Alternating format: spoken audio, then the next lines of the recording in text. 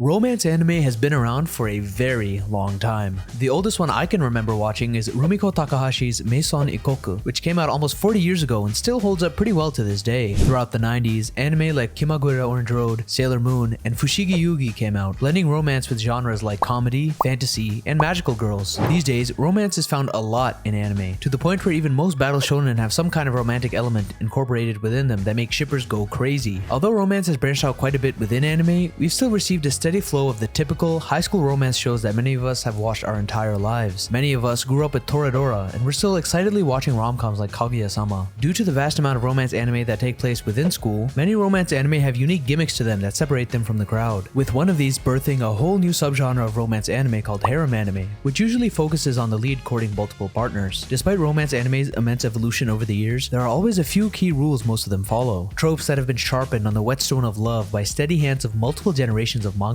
Many of us are used to romance anime being slow burns, with minor developments taking multiple episodes to the point where we're used to waiting multiple seasons to see a proper confession. Most romance anime take their time with all the little things, which makes the relationships feel a lot more relatable since romance is a gradual process in real life as well. Key moments like the leads calling each other by their first names, holding hands, and even kissing take seasons to happen, but when they finally do happen, it makes some of the more slow episodes completely worth it. When it comes to harem anime, these moments happen a little quicker than they would in a traditional romance anime, but there's an added element of drama since there are multiple potential partners in the mix. These partners usually end up forming a kind of rivalry with each other and compete for the attention of the main lead, which often leads to friendships being broken and many difficult decisions being made. Even though harem anime involve multiple partners, the main lead often finds themselves having to make a tough decision by the end of it, often breaking the hearts of others who continuously improve themselves and evolve their hearts to capture another. The drama is so entertaining that we're all at the edge of our seats, waiting and wondering to see who will be chosen. It's a proven formula. It simply works. Now, what if someone completely disregarded these building blocks that have been carefully laid upon each other for over half a century and threw them in the trash? What if someone wrote a harem manga that didn't have any of the guesswork or drama we're accustomed to, and was instead a story of a man going around collecting partners like Pokemon and adding them to his entourage of lovers? That sounds like some kind of cringe fantasy, verging on the point of gooner bait. Meet the 100 girlfriends who really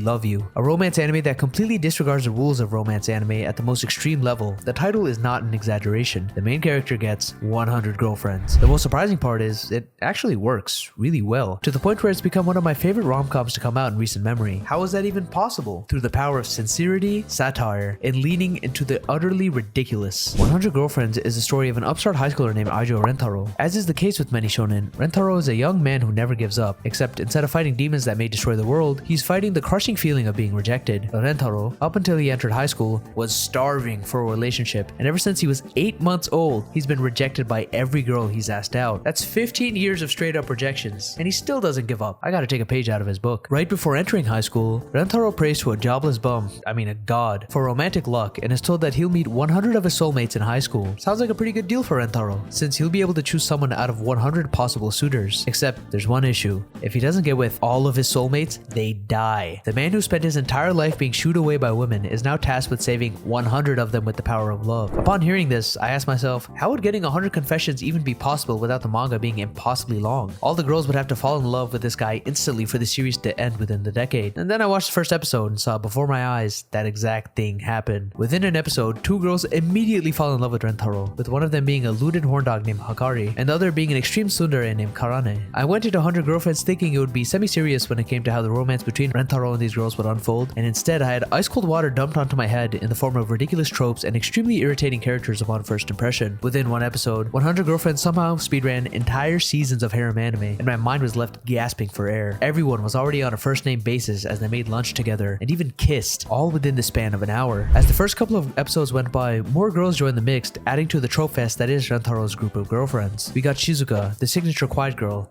AI, a girl who literally acts like AI and values efficiency above all else, Kusuri, a drug-addicted psychopath whose name literally means medicine, and they all so heavily lean into the tropes that I found it a little overwhelming. After 5 episodes, I found myself wanting to drop 100 Girlfriends because of how ridiculous it was and how it seemed like Rentarou would never be able to properly give attention to all of these girls, that they were all just going to be perfect dolls that act at his disposal. But in between these episodes were genuinely hilarious and heartfelt moments between Rentarou and the girls, and I realized that Rentarou wasn't your average harem protagonist that often hones in on one girl. He's a man on a mission to properly love all 100 of these girls, and as soon as I saw his sincerity pour onto the screen, I began genuinely enjoying the found family that Rentarou had formed with all of these soulmates. You see, unlike most harem rom-coms, 100 Girlfriends does not have an immense immense amount of sizzling drama that pits once friends against each other. In fact, I never really worried about the girls joining the Rentarou family hating each other, because time and time again, it's shown that all the girls present sincerely love each other. This paired with the constant fourth wall breaks, references to other kinds of media, and leaning into tropes so much that even characters are self-aware of them, made me approach 100 Girlfriends in a way I've never approached a harem anime before. I began getting excited to see which trope Rentarou would introduce to his family, and how they'd support the newest member in their own unique ways. Rentarou himself is shown to earnestly love each and every girl, going out of his way to play to their strengths and help them overcome the insecurities they face in life, whether it be Shizuka being called weird for speaking through her phone, or Kurumi pushing everyone around her away. The Rentarou harem ends up feeling like a Rentarou family, because the girls go out of their way to support one another, and it's not done in a way to only garner favor from Rentarou. When they say kind things to each other, they genuinely mean it. Take the first two girls, Hakari and Karane. At first, they're constantly butting heads, but as 100 Girlfriends goes on, they make sacrifices for each other and even go as far as engaging in some spicy yuri. Rentarou doesn't need to be present in order for a conversation to be interesting, nor does every conversation need to center around Rentarou. Each girl is their own character and has their own dynamics with everyone else in the Rentarou family, and these relationships get expanded upon as they face different hurdles, from pool pervs to Adam Richmond. I also enjoyed how 100 Girlfriends approaches all the different tropes present in each character. Karane is presented as a tsundere, and her tsundere aspect isn't toned down at all as the show progresses. In fact, it gets amplified in a way that really isn't toxic and remains entertaining. When she gets angry at another girl, she never strikes them because she would never want to do anything that hurts them, and instead opts to take it out on Rentarou, who loves everything about each of his girlfriends, switching from S to M based on each of their preferences. Hakari, the signature well-bosomed airhead of the group, plays into how dirty her mind is, and whenever fan service moments do happen with her, it never really feels that sexual or dirty, since it's always accompanied by a fourth wall breaking joke. In the manga, there's always a stream of random fan service that's there because the artist, Yukiko Nozawa, loves drawing it. Honestly, she's pretty based for that. The fan service aspect of 100 Girlfriends is oddly enough pretty refreshing because of how the roles are reversed. Time and time again, we're shown that Rentarou is the complete opposite of a lust-filled high schooler and doesn't pursue a relationship to get some action, but because he wants to experience genuine love and connection with someone who's yearning for it. The girls of the Rentarou family, on the other hand, work together to perv on Rentarou, like when they banded together to see him bathe while no dirty thoughts ever entered his mind. These fan service moments never feel embarrassing either, since a lot of them are so ridiculous I ended up laughing at them, whereas in many other rom-coms, whenever an accidental grab or wind gust happens, it feels super awkward and uncomfortable. When I came into 100 Girlfriends, man, I'd have a better way of phrasing that. When I first started watching 100 Girlfriends, I was expecting some deranged male fantasy centered around a horny high schooler who needed 100 different women to satisfy his lust. I expected no one in the harem to have much character to them, since the sheer quantity of them would require their arcs to be rushed through, especially after the first few episodes. I thought everyone was extremely unlikable, but by the end of it, I found myself laughing along with the Rentarou family as they became more self-aware and go beyond the realm of ridiculousness, as if I was watching a harem version of Konosuba. I've seen Looney Tunes jokes, and the anime staff went out of their way to recreate Zen Zen Zen from Your Name. I believe this kind of story is especially effective with great production and a cast of voice actors who lean into the stupidity of it all, and every voice actor in 100 Girlfriends gives an amazing performance. The found family aspect of it surprised me the most, and some way, somehow, by breaking every single romance rule possible, 100 Girlfriends struck gold.